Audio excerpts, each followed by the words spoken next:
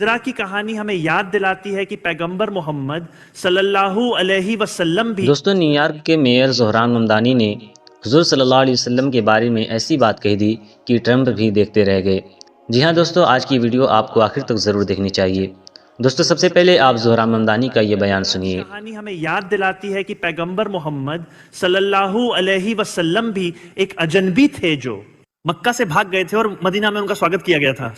सूरह अन-नहल 66 हमें बताती है, और जो लोग सताए जाने के बाद अल्लाह के मार्ग में हिजरत कर गए, हम उन्हें निश्चित रूप से इस दुनिया में एक अच्छा घर देंगे। या जैसा कि पैगंबर मोहम्मद सल्लल्लाहु अलैहि वसल्लम ने कहा, इस्लाम एक अजनबी के रूप में शुरू हुआ था और फिर से अजनबी बन जाएगा। तो अजनबियों को खुशखबरी। दोस्तों, जैसा कि आपने वीडियो में देखा कि न्यूयॉर्क के मेयर ज़ोहरान ममदानी ने अपने बयान के दौरान कुरान पाक की सूरह नहल का हवाला दिया और हिजरत के अजीम वाक़े को याद किया।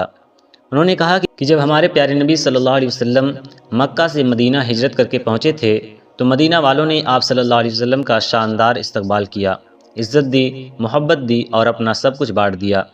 ममदानी ने कहा कि इस्लाम हमें सिखाता है कि जो लोग जुल्म और मजबूरी की वजह से अपना वतन छोड़ते हैं, अल्लाह उनके सब्र और कुर्बानी का बड़ा अजर देता है।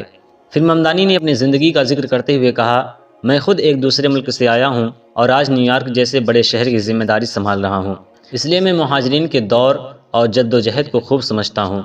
ये बात सुनकर वहाँ मौजूद लोग हैरान रह गए और मीडिया में तो यहाँ तक कहा गया कि ट्रंप भी ये तकरीर देखकर खामोश हो गए।